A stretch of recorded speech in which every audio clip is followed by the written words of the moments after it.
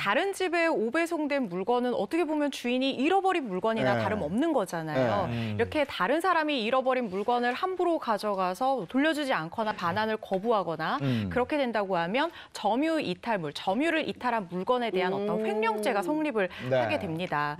실제로 오배송된 물건을요, 자기가 쓰고 돌려주지 않고 심지어 돌려달라는 주인을 상해를 입힌 사람이 실형이 선고됐던 사례도 있었습니다. 실형까지 선고를 받았다고요?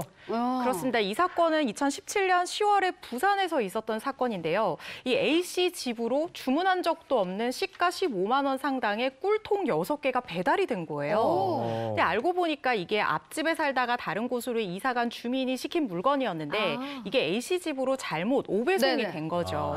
근데 이 A씨가 뭐 주인한테 돌려주거나 택배회사에 연락하지도 않고 이 꿀통을 6일 동안이나 자기가 가지고 있었던 거예요.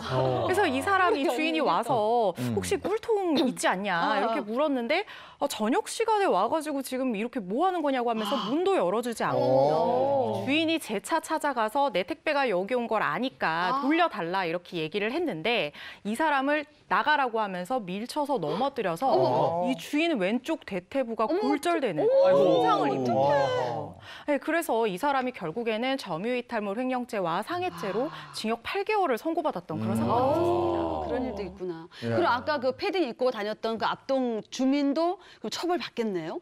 그거는 좀 경우에 따라서 생각해봐야 될 부분이 있을 것 같아요. 우선 이 꿀통 사건 같은 경우에는 자기가 이제 오배송됐다는 사실, 그러니까 자기 것이 아니라는 것을 분명히 알면서도 반환도 거부하고 상대방을 밀쳐서 상해까지 입혔던 그런 사건이었잖아요. 근데 이렇게 패딩 사건 같은 경우에는 이 고의성이 있어야 되거든요. 횡령의 고의. 이 점유이탈물 횡령죄도요. 진짜 내 물건이 아닌 줄 모르고 정말 자기 물건인 줄 착각을 하고 그걸 쓰거나 먹거나 했다고 하면 이 횡령의 고의가 없기 때문에 범죄 성립 자체가 어려울 수도 있어요. 그렇기 때문에 이 그래도 옷을 입기 입은 전에.